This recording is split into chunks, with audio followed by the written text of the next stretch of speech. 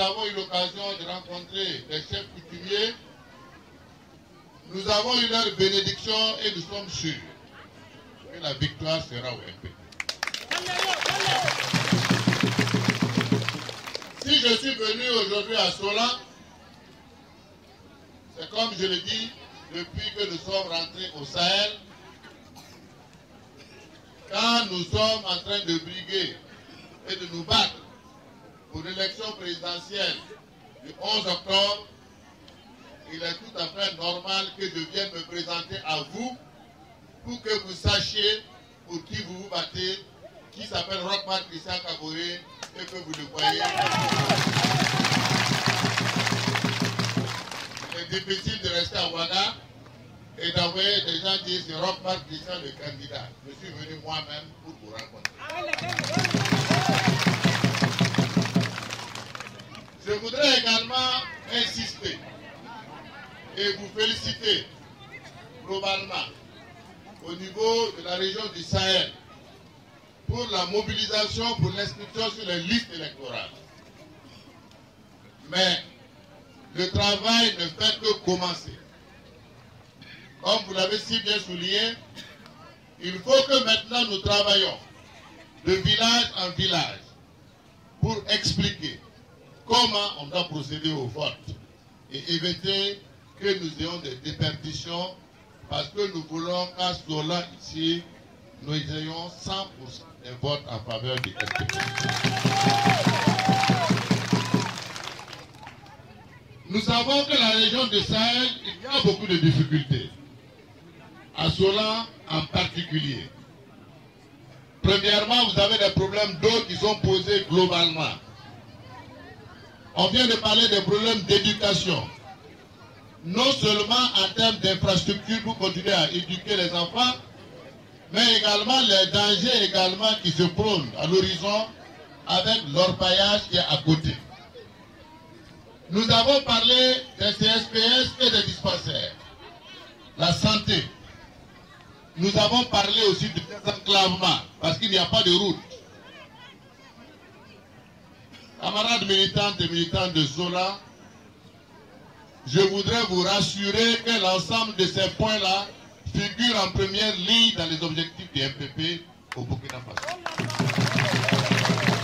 Et nous avons décidé que le Sahel sera prioritaire dans ces investissements-là.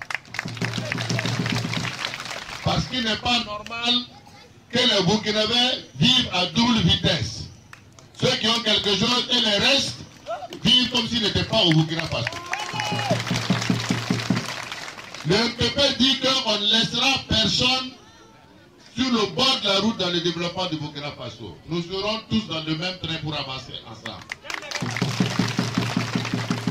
C'est pourquoi je voudrais vous rassurer et encore insister sur la nécessité pour qu'au sein de notre parti, la cohésion, l'entente, nous soyons soudés comme des frères pour apporter le changement qualitatif au Burkina Faso. Comme vous l'avez souligné, aujourd'hui au Burkina Faso, partout, dans toutes les provinces, dans toutes les régions, nous avons de l'or. Donc l'orpaillage est un métier qui est développé. Mais il est important que ce soit un métier qui soit organisé. Organisé pour le plan de la sécurité de ceux qui travaillent dedans. Organisé pour aussi ne pas déstabiliser la société en faisant en sorte que les enfants laissent l'école pour aller chercher de l'or. Et organisé pour le bien-être général du Burkina Faso. C'est pour cela que, comme vous l'avez constaté à Guibo, à force de se précipiter derrière l'or, en 10 jours, il y a eu plusieurs morts. Ce qui est dommageable pour ces familles et dommageable pour le Burkina Faso de façon générale. C'est pourquoi le MPP, au pouvoir, ne laissera pas l'orpaillage dans ce désordre.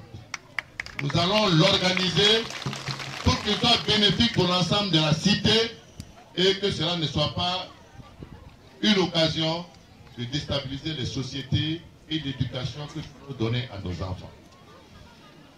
C'est pourquoi, pour terminer, je voudrais vous remercier. Parce que je sais que vous êtes là depuis midi, sous le soleil, nous entendant. Je voudrais vous remercier et souhaiter que vous puissiez tous retourner en bonne santé chez vous, en disant que si Dieu le veut, et que vous êtes engagés avec nous, le 11 octobre, le MPP sera à Gossiam avec Rockman Christian. Et s'il plaît à Dieu également, nous serons majoritaires à l'Assemblée pour exécuter le programme pour lequel que nous allons défendre. C'est pourquoi, camarades, nous ne devons pas dormir. Restons mobilisés. Nos détracteurs sont nombreux. Ceux qui n'aiment pas les MPP sont nombreux. Parce que quand ils voient nos sorties, ils voient la mobilisation du peuple derrière les MPP, ils ne peuvent que nous insulter tous les jours. Mais comme j'ai dit, à ce rythme-là, les jaloux vont maigrir. Parce que depuis l'île là, si nous regardons au niveau du MPP, nous sommes sereins. Nous n'insulterons personne.